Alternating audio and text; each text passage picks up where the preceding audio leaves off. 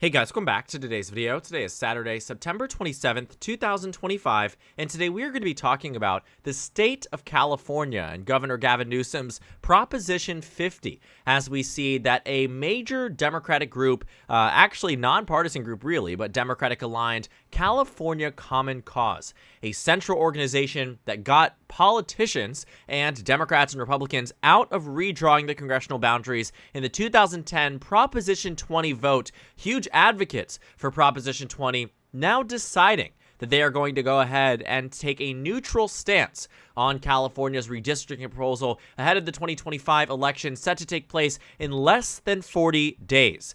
Now, the reason why this is notable is because the Common Cause group is not just any group. Like I said, they were integral in getting this Proposition 20 passed in 2010 that ultimately made that decision for the voters with 61.2% support that redistricting of congressional districts must not be done by the politicians, but rather by a Citizens Redistricting Commission. The CCRC, created by Proposition 11, was upheld by Proposition 20. And Charles Munger Jr., who was a huge financial proponent of this Proposition 50, one of the main people, actually taking part with Common Cause in 2010, has now found themselves at odds with Common Cause, as Common Cause has now come out against Munger and decided that this person who's standing here with a lot of money and who's pledged more than $30 million to defeat Governor Gavin Newsom on Proposition 50, now we're starting to see the tides turn away from these groups that previously opposed redrawing the maps in California. And I think this speaks to a new era of American politics. The same people who used to be able to work together on Proposition 20 when there was all of this, real reckoning around the country. Even in 2010, it was quite early, but towards the end of the decade, this real reckoning in America about congressional gerrymandering, about the drawing of state boundaries. In 2021, Democrats tried to pass the John Lewis Voting Rights Act that outlawed gerrymandering, but obviously no Republicans supported it because it was what they were relying on for a multitude of their seats. And not to say that Democrats don't either, but obviously there's a reason why the entirety of the Democratic delegation votes for something and Republicans oppose it here in California. Because Common Cause is in this position as a group that historically had opposed and previously had made that decision earlier on where they said that they were actually going to oppose Gavin Newsom's redraw here, the Democratic establishment and Newsom's team seem to have overcome their concerns on the statewide level, overcome what they have viewed originally as the same as the Texas Republicans. Now, this, again, I think speaks just generally to the change in Democratic attitude and the change in Democratic governance. On a lot of the things that we have seen, this idea of fighting fire with fire has been at the core of many Democratic constituents for the past 10 years, since Donald Trump came down the escalator and decided that he was running for president. Democrats, however, when it came down to those who were in leadership, in elected office, had not taken it up on themselves to be the fire that fights Donald Trump, to be the fire that fights the Republicans at every stage. And Gavin Newsom is the Democrat tapping into that. And now we are seeing that, like Common Cause had historically stood for, which was no matter which side tries to draw the map here, we are going to vehemently oppose it. Well, now we are not seeing that as the case. The same thing we've seen with a lot of Democrats who initially and historically had been very opposed to any type of redrawing of the map. Even some very big names, people like Kamala Harris and Barack Obama, again, historically, who had taken very public stances on congressional gerrymandering in the opposition, realized that in this moment, there are times where the moral high ground won't win you the election. And Democratic voters know that. And it is clear, too, that Common Cause in California knows that, too.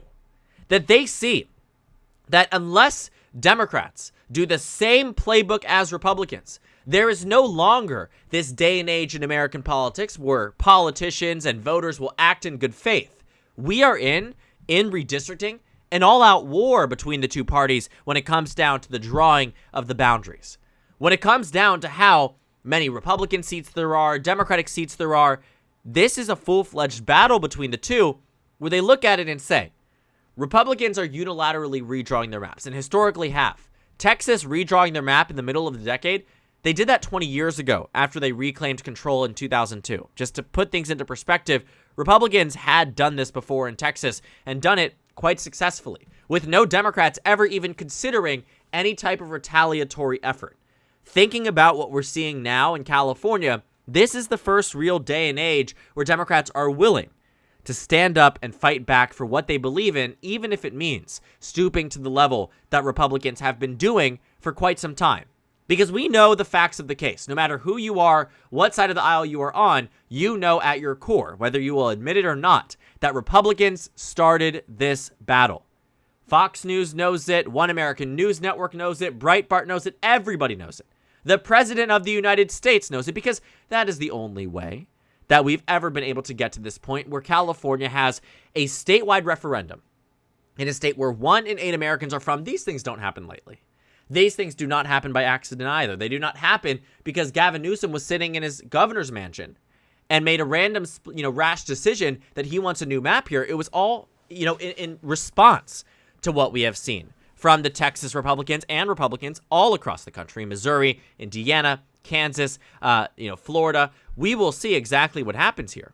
But the point is that now groups like Common Cause, again, I think just seeing the change in Democratic tone, the change in the way even nonpartisan groups like this one have changed their opinions on it, depending on the circumstance, is indicative of a changing and evolving attitude, not only by Democrats, but by the American public to push back against Donald Trump and his Republican allies when they overstep too far.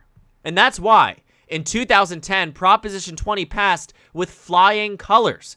But in 2025, the same initiative that is set to revoke Proposition 20 is also passing with flying colors. Emerson College came out with a poll showing an advantage for those who support Prop 50 over those who oppose by 17%. A Republican internal poll showed Democrats in a better position by 25 points. The partisan breakdown of California doesn't exactly help the GOP either.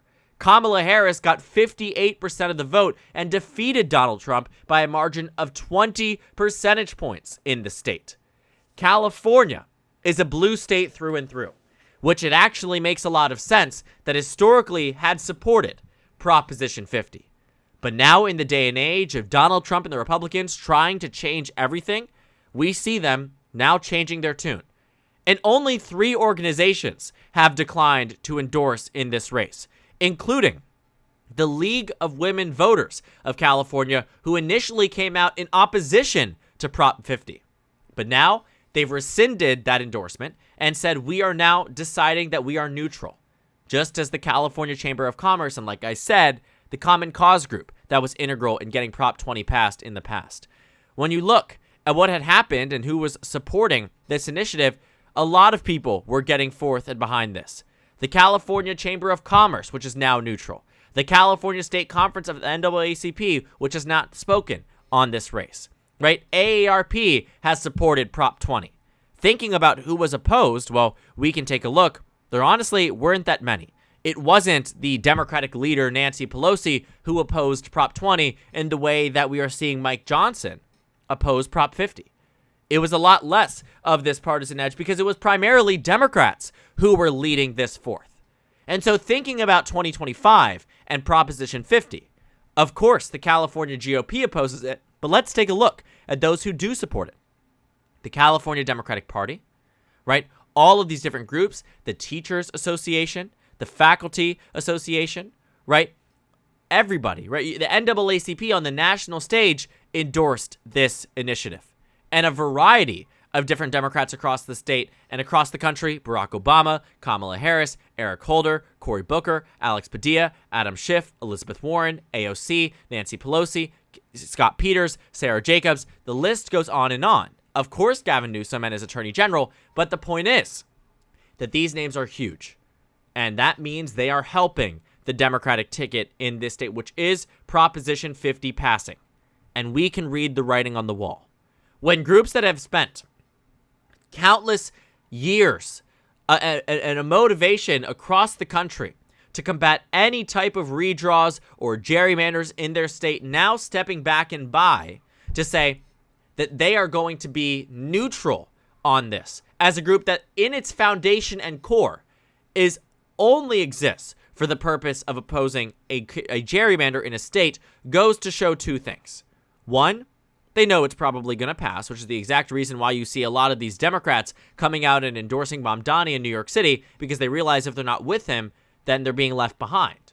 But the second end, too, is that there is a realization that the stakes of today are not the same stakes of Obama's tan suit scandal in 2010. That the day and age of American politics that we are in right now is not the same as it was 15 years ago when Proposition 20 looked like it made sense.